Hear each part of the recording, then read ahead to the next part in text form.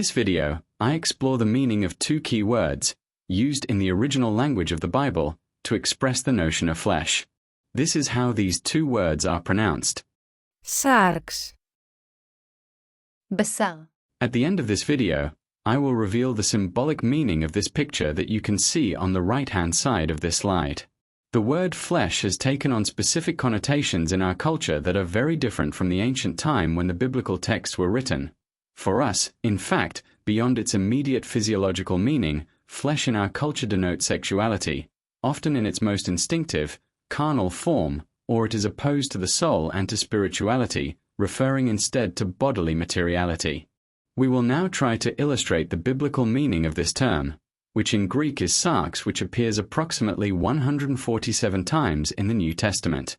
The term sarx seeks to underline the dimension of the living being insofar as it is linked to its fragility, to its immersion in the limited perimeter of time and space, to its mortal existence. We will later analyze the implications of the equivalent Hebrew term which enables to clarify the contrast between the creature and God, whom, in turn, is spirit and eternal, infinite, and perfect being. In the incarnation, the eternal Word and divine Creator becomes Sarx in Jesus Christ, meaning that the incarnate uncreated Word, that is the Son of God, experiences the limitations of time and space, pain, and even death. And the Word became flesh and lived among us, and we have seen His glory, the glory as of a Father's only Son, full of grace and truth. In a similar way, Christ in His discourse on the bread of life at the synagogue explains that the bread that He will give is His flesh. Jesus in fact says, "I am the bread of life. Your ancestors ate the manna in the wilderness, and they died. This is the bread that comes down from heaven, so that one may eat of it and not die. I am the living bread that came down from heaven. Whoever eats of this bread will live forever, and the bread that I will give for the life of the world is my flesh." Jesus' provocation is evident, and the reaction of His audience is understandable, given that one of the strongest biblical prohibitions regarding food was, "You shall not eat flesh with its life, that is, its blood." For Christianity, sarx, that is flesh, refers to the real existence as human person by the intimate communion offered by Jesus to the faithful through the Lord's Supper. Eating the flesh of Christ then becomes a clear expression to outline the full communion between God and man. The signs of bread and wine enable to realize this profound union in human history. Cardinal Ravasi, however, explains that sarx acquires a radically different meaning in the Pauline perspective. This term, in fact, receives a strong negative connotation in Pauline theology. For Paul, the flesh is the principle of sin that works in us. In fact, divine grace, which the faithful welcomes through his faith, manages to overcome sin. The flesh, which pushes us to perverse works or to the illusion of saving ourselves with the pure and simple observance of the law, is opposed by the divine Spirit who acts in us and leads us to vital communion with God. Paul writes, "If you sow to your own flesh, you will reap corruption from the flesh, but if you sow to the Spirit, you will reap eternal life from the Spirit. But you are not in the flesh, you are in the Spirit, since the Spirit of God dwells in you." It is because of this new meaning assumed by the word flesh that, writing to the Romans, Paul states that God sent His own Son in the likeness of sinful flesh.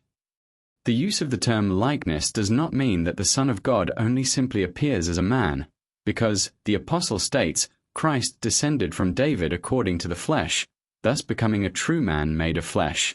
He, however, does not have in Himself the negative destructive power which is the flesh of sin. From this point of view, it is interesting to note that the Ecumenical Council of Chalcedon, in 451 AD, affirmed the person of Christ in its definition of faith, one and the same Son, our Lord Jesus Christ, the same perfect in Godhead and also perfect in manhood, truly God and truly man. This statement was written to oppose heterodox Eutychian and Monophysite views, which held that Christ's human nature was absorbed or overwhelmed by the divine. Moreover, this statement affirms the full and genuine humanity of Christ in contradiction to heretical claims, the so-called heresy of Docetism, according to which Christ only appeared to be human. The equivalent Hebrew term for sarx is Basar. This term appears 270 times in the Old Testament. it indicates the fragility and transience of our condition as mortal creatures. Striking is the expression of the prophet Isaiah. A voice says, "Cry." And I said, "What shall I cry? All flesh is, all people are, grass, and all its beauty is like the flower of the field." It is only by relying on God that limited and weak humanity can find stability. Only in this way, therefore, my heart is glad, and my whole being rejoices. My flesh also dwells secure. It is, on the contrary, like building on sand when one deludes oneself into thinking one is safe by choosing power and strength, even military strength, as one's support. Isaiah again warns the king of Judah, tempted by an alliance with the superpower of Egypt. In fact, according to Isaiah, the Egyptians are human, and not God.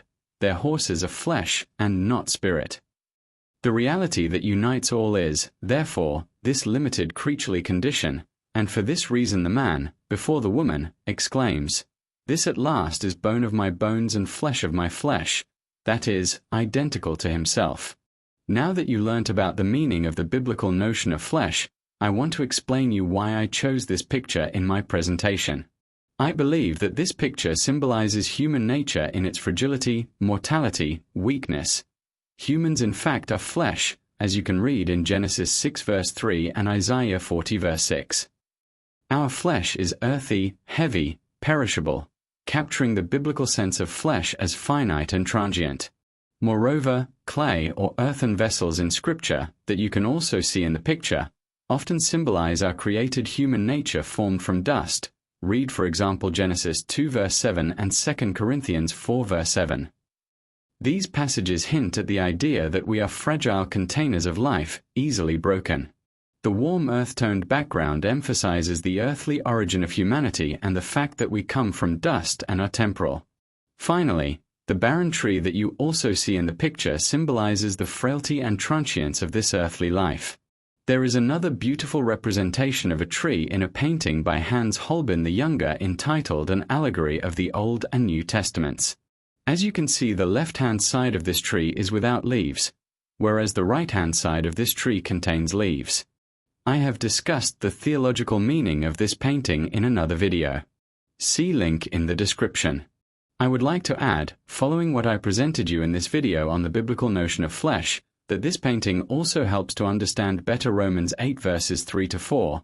For God has done what the law, weakened by the flesh, could not do. By sending his own Son in the likeness of sinful flesh, and to deal with sin, he condemned sin in the flesh, so that the just requirement of the law might be fulfilled in us, who walk not according to the flesh but according to the Spirit. As you can see on the left-hand side of this painting, with the barren tree, there is the law and its weakening by the flesh, symbolized by the episode of Adam and Eve in the Garden of Eden. Instead, on the right-hand side of the painting, showing the tree which is alive with leaves, we see the Son of God, whom, in the crucifixion and resurrection, destroys sin in the flesh, reversing in this way the sin of Adam. This is accompanied by grace and spirit. Once again, I want to thank Cardinal Ravasi for granting me the permission to use his material, taken from the 2 links from the website of Famiglia Cristiana that I showed in the slides, to create this YouTube video.